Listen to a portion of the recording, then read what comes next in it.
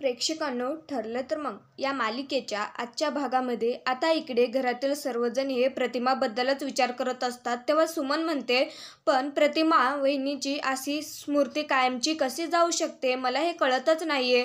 त्यांना कसं आठवत नसेल? मग आता जरा रागातच नागराज म्हणतो, पण नक्की प्रतिमा वहिनीची स्मृती गेली असेल ना? तेव्हा घरातील सर्वजण हे त्याच्याकडे पाहतच राहतात, कारण त्याचा सूर जरा वेगळाच असतो. तेव्हा तू असं का बोलतोस? प्रताप विचारतो. मग आता नागराज म्हणतो, काही नाही, काही केसमध्ये कसं नंतर काही आठवतं. मग आता प्रताप म्हणतं, हिच्या केसमध्ये देखील असंच व्हायला हवं. माझ्या प्रतिमाला लवकरात लवकर आठवायला हवं. मग आता रविराज म्हणतो, तिला कधीही आठवू दे, पण माझी प्रतिमा माझ्याजवळ आहे ना, माझ्यासाठी ते खूप महत्त्वाचं आहे. पूर्णाई, अहो खऱ्या अर्थाने आता माझं कुटुंब पूर्ण झाले. माझ्या तन्वीला तिच्या आईची माया मिळणार. तेव्हा पूर्णाजी ही देवीकडे मागणं मागतात, माझ्या प्रतिमाला लवकरात लवकर सगळं काही आठवते. तेव्हा प्रिया म्हणते, हो पूर्णाजी, आता मी तिला नक्की विचारेन तेव्हा काय काय घडलं होतं. मग तिला आठवल्यावर ती मला सगळं काही सांगेन. शेवटी मी तुझी मुलगी आहे ना? मग आता सर्वजण हो असं म्हणतात. तेव्हा सायली म्हणते, प्रिया आत्ताच लगे असं काही करू नको, कारण ऑलरेडी आपण त्यांना खूप प्रश्न विचारले आहेत. त्या घाबरून गेल्या आहेत आणि सारख्या जर आपण त्यांना प्रश्न विचारले तर त्या अजून घाबरतील. तेव्हा रागातच आता प्रिया विचारते, म्हणजे मी माझ्या आईसोबत आता बोलायचं सुद्धा नाही आहे का? इतक्या वर्षांनंतर माझी आई मला भेटली. आता ह्या सायलीच्या सांगण्यावरून मी तिच्यापासून दूर राहायचं का, असं तुला वाटतं का? तेव्हा सायली म्हणते, अगं मी तसं म्हणत नाही आहे प्रिया. आपल्याला त्यांच्या मनस्थितीचा जरा विचारच करायला हवा. आपण सर्वजण त्यांचीच माणसे आहोत ना.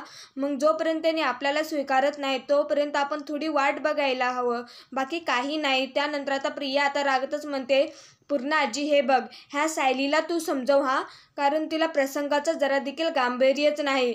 माझी आई आपल्या दोघींसाठी किती महत्त्वाची आहे ना, हे तिला कळतच नाही. त्यावेळी पूर्णाजी आता सायलीकडे रागातच पाहतात आणि म्हणतात, खरंच हिला प्रसंगाचं गांभीर्य हिला कळतच नाही ना, हे खरं आहे, पण ते सायलीला नाही, ते तुला.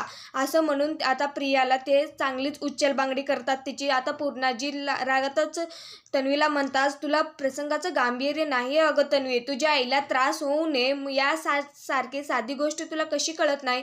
त्यावेळी आता रविराज म्हणतो, पूर्णा आई ती आनंदाच्या भरात बोलून गेली. मग आता पूर्णाजी म्हणतात, हो आपल्याला आनंद तर साजरा करायचाच आहे, कारण आजचा दिवस आपल्यासाठी सोन्याचा आहे. तेव्हा रविराज म्हणतो, हो पूर्णाई, कारण देवाने आपली खूप परीक्षा पाहिली आहे, पण आपल्याला फळं देखील तसंच दिली आहे. असं म्हणून सर्वजण खूप खुश होतात. आता पुढील अर्जुन म्हणतो, आपण जेव्हा प्रतिमा आत्याचा सर्वजण शोध घेत होतो, त्यांच्याबद्दल सर्वांना विचारत होतो, तेव्हा ती आपल्याला सापडली नाही. पण जेव्हा आपण सर्वांनी होप सोडून दिलो ना, तेव्हा नेमकी ती सायलीला सापडली. आता सायलीचे सर्वजण कौतुक करत असतात. म्हणूनच आता प्रिया आणि नागराज एकमेकांकडे पाहतात आणि त्या दोघांचाही जळफळाट होऊ लागतो. प्रतिमा आली, आता आपलं संपणार असं भीती त्यांना वाटत असते. त्यानंतर आता सायली म्हणते, पूर्ण आजी आपण एक करायचं का?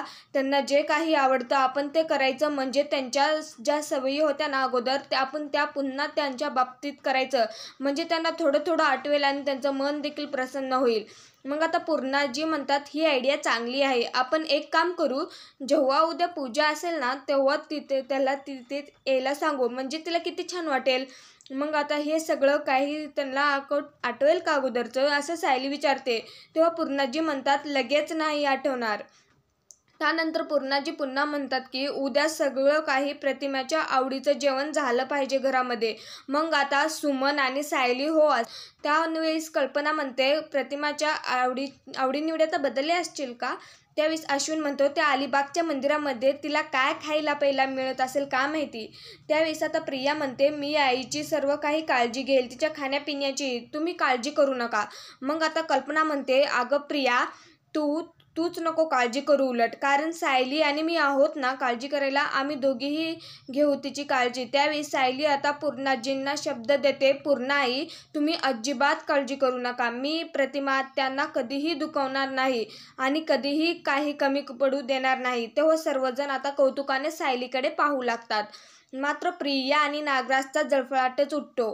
तर आता मित्रांनो, पुढील भागामध्ये प्रतिमाला झोप येत नसते तेव्हा सायली आता प्रतिमाला मांडीवर डोकं ठेवायला सांगते आणि अंगाई गाते. तेव्हा घरातील सर्वजण खूपच कौतुकाने आता सायलीकडे पाहू लागतात.